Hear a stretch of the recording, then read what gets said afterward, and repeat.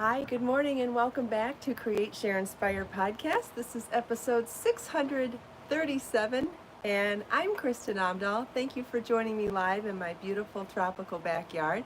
If you are joining me live, please say hello. If you end up watching the recorded version of the podcast, please also feel welcome to say hello.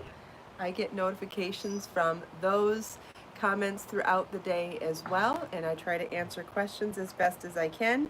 If we'll wait a few seconds for people to pop over from pre-chat and notifications. Good morning, Grace. Happy Friday. Hi, Sharon. Happy Friday.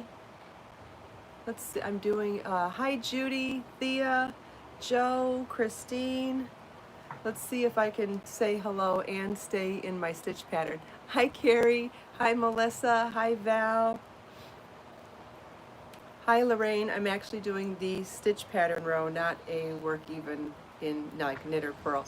I'm following the actual stitch pattern. So let's see if I can do that without mistakes. If I make mistakes, then we've got something to fix. Hi, Nora. Okay, so that was a right leaning. We'll do a left leaning.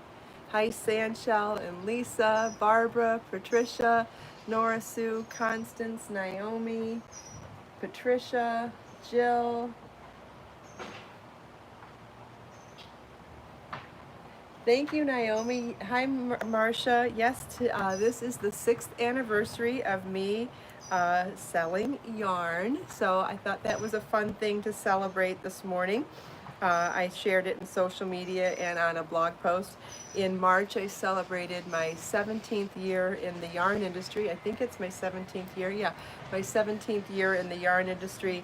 And this week is my 6th anniversary with my own brand of yarn. So very exciting anniversaries. Always fun to celebrate milestones because it reminds you of how far you've come, and it reminds you of what's next and what do you want to do and what do you want to what do you want to do with all of that. And just it's nice to remind yourself that you didn't give up on something for a very long time. I think that's one of the things that I love about anniversaries is that it reminds you that you didn't quit and you didn't give up, which I think is some of the most wonderful advice for anybody wanting to do anything, whether it's stay married, not give up on your friends, not give up on your job, your career, your business, whatever, your goals, your diet, your whatever, whatever you're doing. The most important thing, the most important attribute to success is not giving up. Diane just celebrated her 4th year of living in an RV full time. That's exciting too. Very good. Hi, Carla. Yep, the only way you can truly fail is to quit. I did not see who said that. Susie said that. I totally agree with that. Absolutely. There's lots of ways that you have to adapt to certain situations. Nothing is ever going to be all sunshine and roses, but the most important thing is to figure out how to adapt to the things that come up. And that applies to relationships as well as business and career and even crafts, right? It doesn't matter what you're trying to accomplish. The most important thing is to just not quit. Because everything comes with bumps. Hi, Adriac. Hi, Jill. Hi, Sandshell, or Sunshine. Hi, Carla. Happy Friday, everybody. So if you're in the U.S., you'll be celebrating Independence Day this weekend. And if you live in Canada, I guess you celebrated Canada Day a couple days ago. And if you live anywhere else in the world, I'm sure you have your own things going on. And hope everybody has a great weekend regardless of what they're doing, whether you're celebrating or not. It's still Friday. It's still the weekend coming up.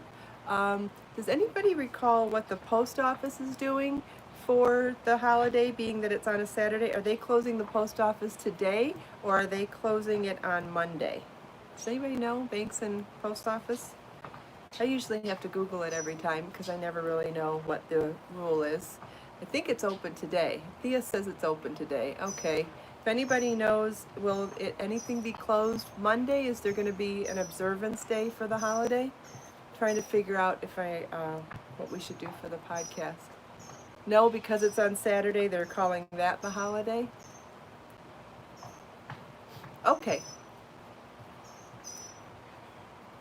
Saturday only. Thanks, everybody. Wonderful. So we will just be, we won't take a day off on Monday then. We'll just take, so I guess we could have taken a day off, whatever. That's fine. Yes, Susie, that is wonderful advice from your grandfather, loosely translated from Danish. I have a similar one, but let's read the one she shared. You can always depend on change. Nothing will stay the same. Absolutely. Absolutely.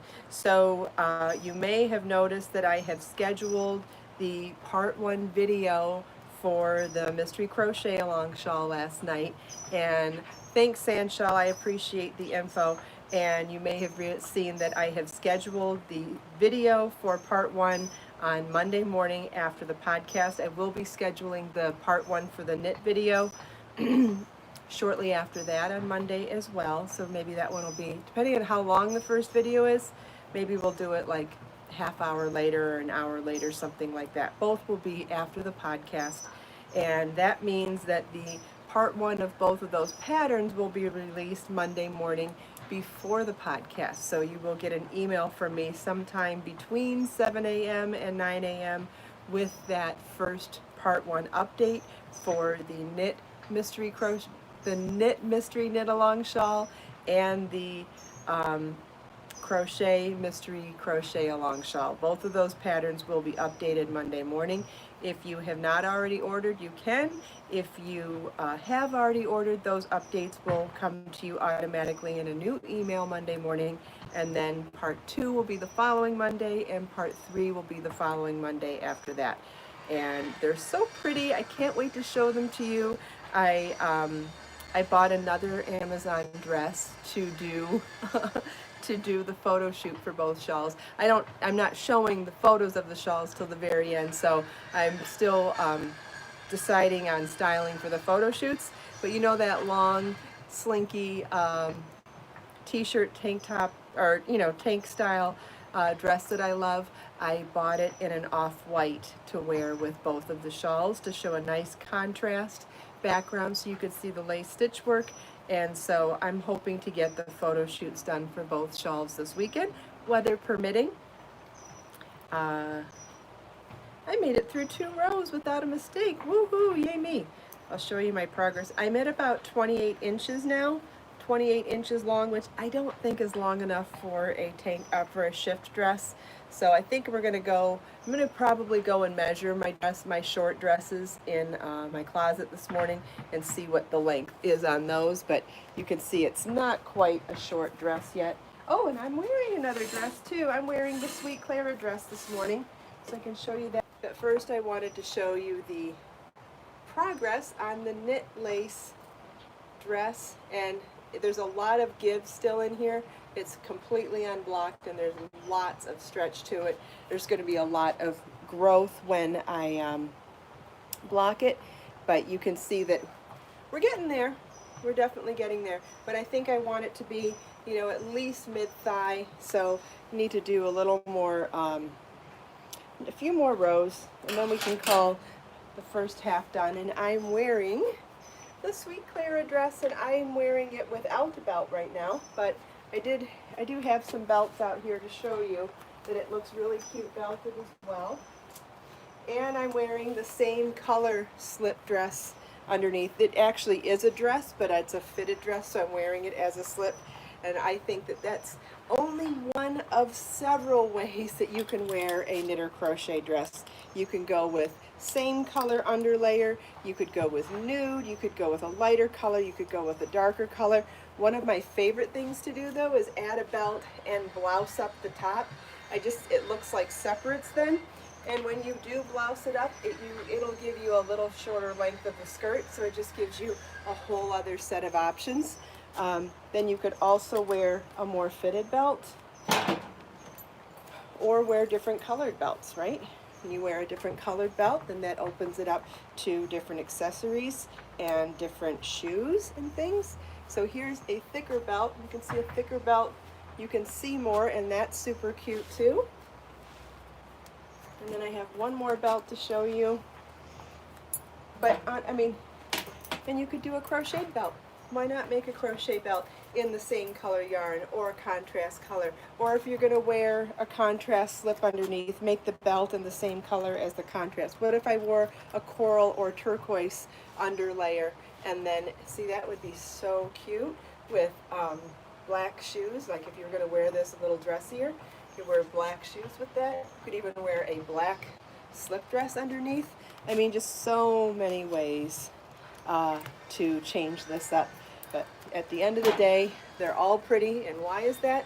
Because the yarn has such incredible drape. Look at that movement when I walk. I mean, I'm just swishing, but still, if I was walking, you'd see that movement as well. When you use yarns that have incredible drape, you make amazing fabrics and you make amazing clothes. And this is just a stunner. That you could, I mean, there's so many different ways you could wear this. And that's with just one color. Make it in several colors, right? You make this dress in different colors and then you add different layering pieces. You've got lots and lots of options. It's so easy to wear. Like I said, you could wear it just without the belt. You could wear a cardigan over it. You could wear a jacket over it. You could take one of our cardigans and tie it. You could take a button-down shirt and tie it in the front. You could take a button-down shirt and belt it too, like a blazer. So many different ways you could do that. You could add sleeves. There's instructions for adding sleeves too. Hi Anna, I'm sure I missed lots of names. Hi Christine.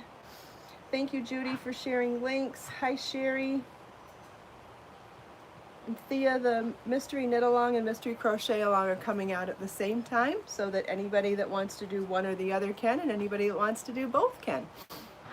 They'll both be coming out at the same time. But there's no deadline to finish.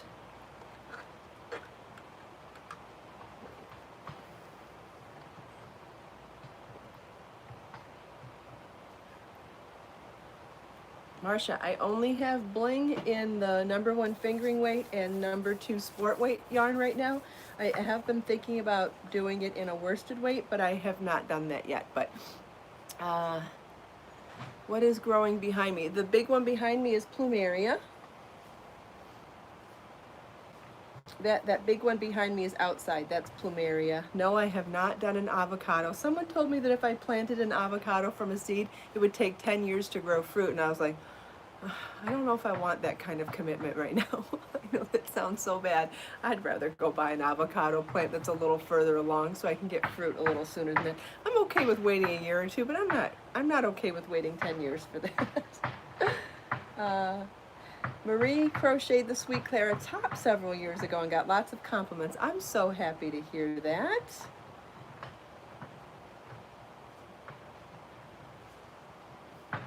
Yeah, Theo, what's another project? Hi, Louis. Hi, Louis. Louis is a friend of mine who is joining us this morning. A local friend. You know, an in real life person. Hi, Trina. Hi, Nanette. Let's see, Sherry, no. Oh, what's hitting the tree? Or what's hitting the roof? It's not hitting the roof. It's hitting the overhang outside. There is there's a bougainvillea right here, and it has extra vines that are growing into the plumeria and growing in. They're just growing crazy out there.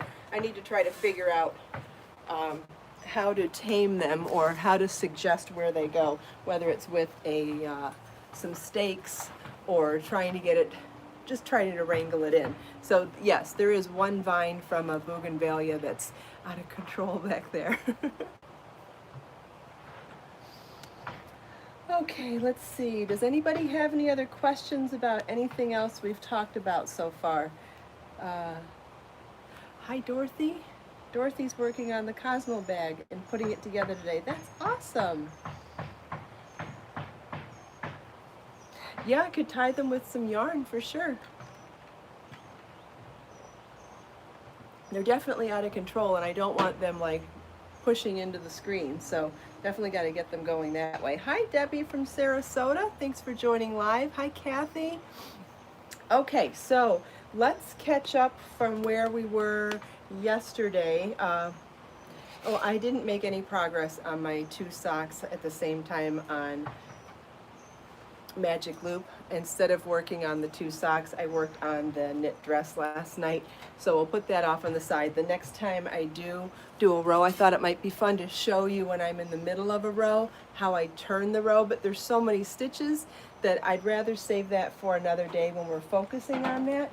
Instead, I want to pick up where we left off yesterday with broomstick and try to make our way into a little bit of hairpin lace. Now, once I turn the camera down and do all of this, I won't be able to answer your questions. So if your questions get skipped and they're super important to you, please always feel welcome to come back later when the podcast is in the recorded format, and then your comment stays, not just in live chat, but it stays on the video, and then I get notified. So if your question's important, you can do that, or you can email Judy at kristinomdahl.com. She's been here all morning. She's the one that shares all of the awesome links as I'm talking, so you could always contact her if your question's important, or leave me your questions in the recorded version of the chat.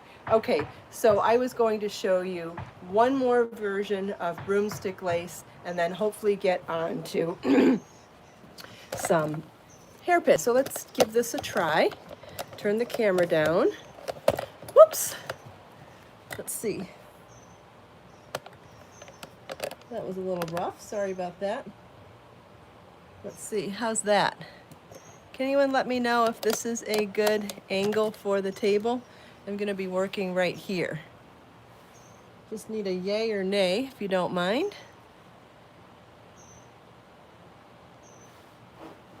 Maybe I could even come here. I think this is a good angle, yeah? I'll just wait until someone says yes or no. Good. Okay, thanks everybody.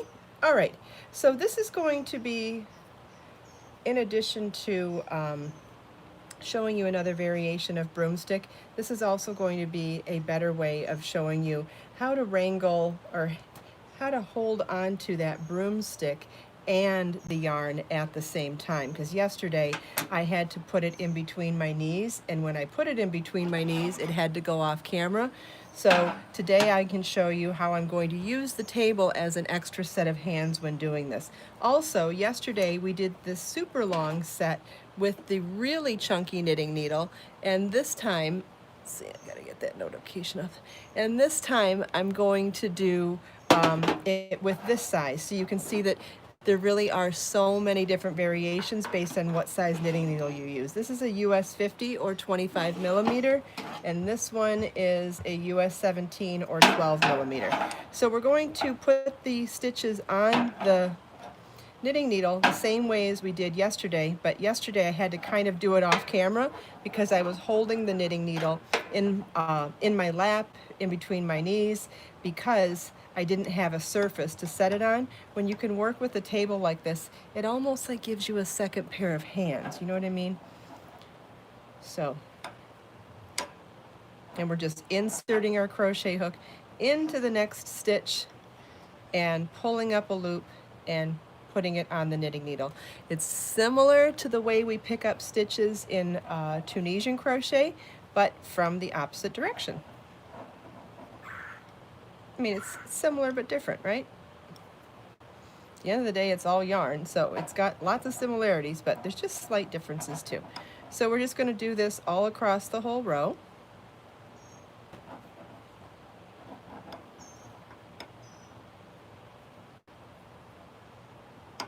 So the longer your row is, you might want to use a different length dowel or knitting needle.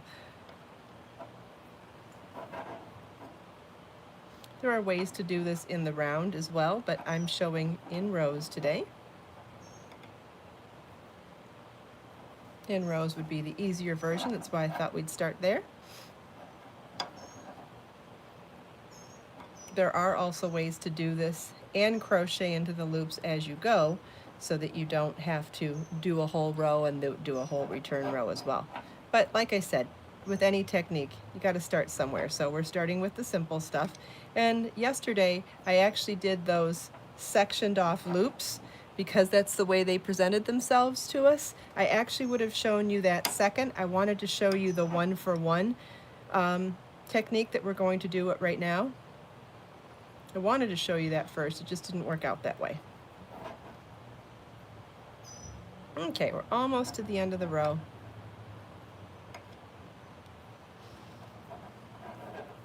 You can see by being able to rest that on the table, it's definitely giving me a lot more leverage than if I was just trying to hold this all in the air above my lap. It's very difficult to do that. It's not that it's not doable, but it's difficult. And when we're learning something new, the most important thing to do is to try to keep all the other variables constant so that the only thing that you're really having to focus on is the new thing. Okay, we could slide this out like we did with the longer ones, or we could leave them in place, but let's just slide it out just to be crazy. And what you're going to do is slip stitch into the first one, chain 1, and single crochet into that same loop. And when I said 1-for-1, it's because we're going to single crochet into each one of those loops individually. Each one of those loops represented 1 stitch, right? So you want to still maintain your original stitch count, and the way you do that is if there's 1 loop for 1 stitch, then you're going to work 1 stitch into each loop, right? So think about it, it's the inverse. We made 1 loop for each stitch, so now that we have loops, we need to make 1 stitch for each loop, and that way we're keeping the very same stitch pattern that we started with. If you were trying to increase or decrease at this point, if this was in conjunction with making a top-down shawl or a top-down raglan yoke, you would be doing your increases as necessary. But you can see now we have a texture that is very similar to the knit drop stitch with broomstick lace. And again, you can make that loop any length you want. The way you make that loop a different size is by changing the size of your dowel. So, or your knitting needle representing a dowel. I'm going to lift the camera up now for a second and see if there's any questions about all that. And I feel like we've really touched, if you've watched the podcast yesterday, the day before, and today, I think we've really touched on lots of crochet techniques here for ways to get a crochet equivalent to that knit, twisted, elongated drop stitch that I'm doing in the dress. And so we started a couple days ago with the Tunisian double crochet. So if you didn't watch the last couple of days, this is a rundown of why you would want to watch them if this is interesting to you. So we've got Tunisian double crochet down here, 2 rows of it, which looked a lot like the stitch that I'm using in the knit dress. And then we did, what did we do next? Then we did Tunisian single crochet to show a solid section. Then we did Tunisian treble crochet to show you a longer version of this. And then I did some long chain spaces, kind of like when we do crochet fringe. And then after making the crochet fringe, so to speak, we came back and worked 1-for-1, 1 single crochet into each one of those chain loops to make those chain loops just stand vertically and be a vertical component in the texture of the pattern.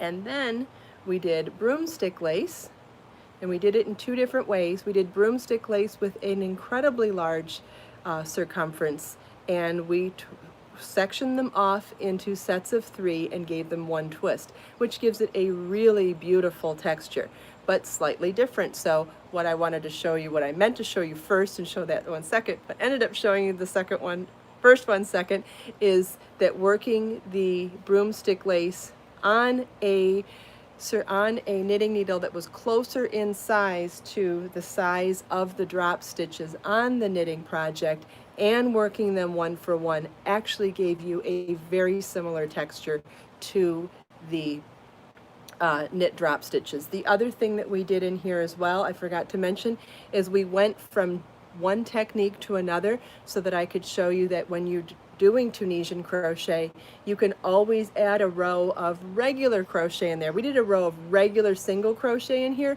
and that was to show you that you could switch between techniques. And so we went from Tunisian to regular crochet to broomstick, all in the same piece. So whether you wanted to make a scarf, a shawl, a wrap, a sweater, anything, a blanket, you can combine any type of crochet you want to make any kind of a sampler project.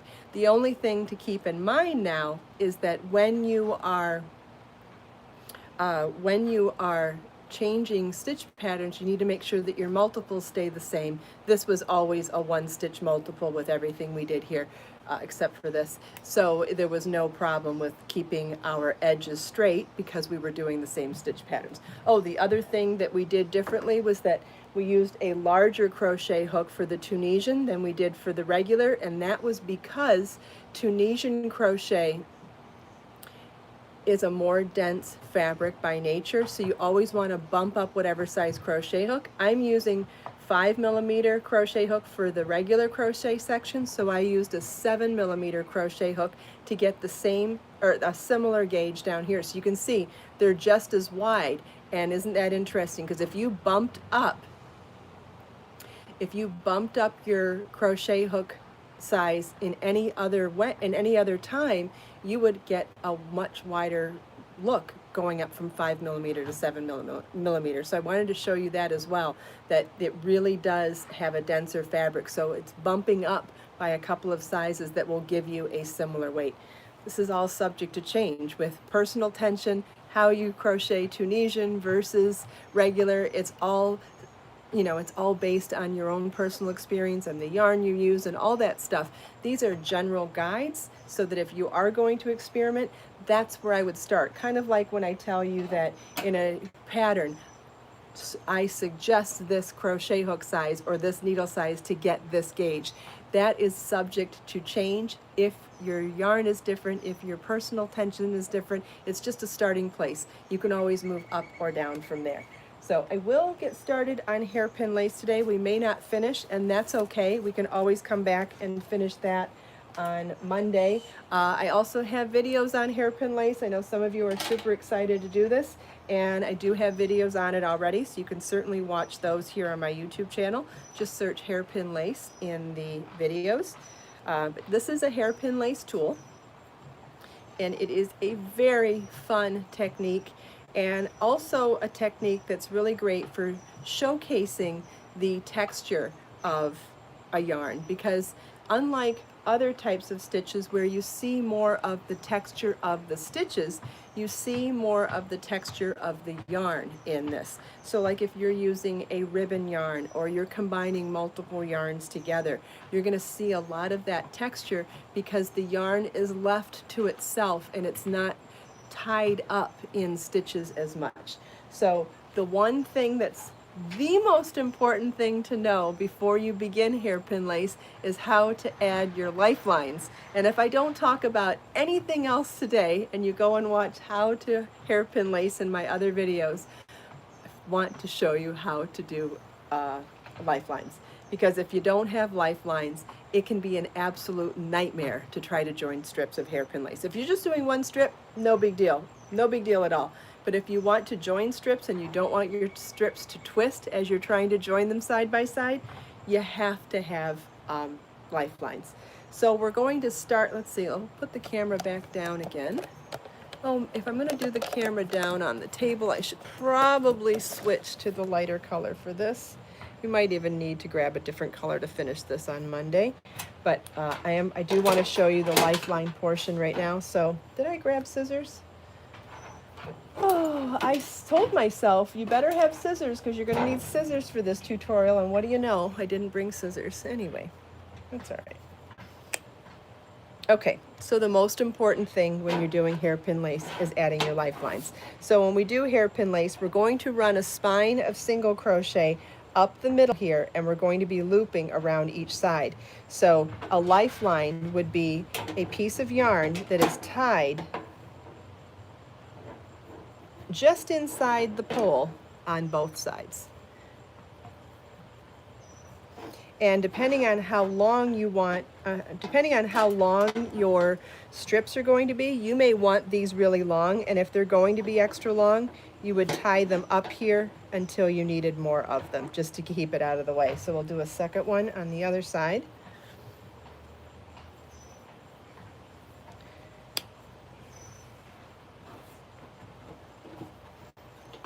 And you know, we may continue this into a couple of days next week. If we start with this, then we'll do one strip on Monday, then maybe on, depending on the time, maybe on Tuesday we'll come back and do a second strip and show how to join them, because there's really a lot to this.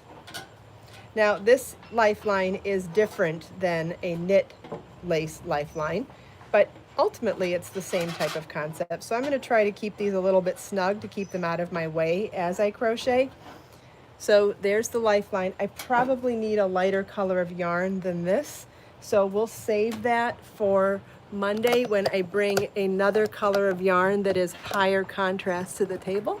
And again, if you are anxious to see this right now, I have tutorial videos all about this already on my YouTube channel, but we can definitely have more fun with this on Monday, and I can answer your questions live, and it'll be super fun.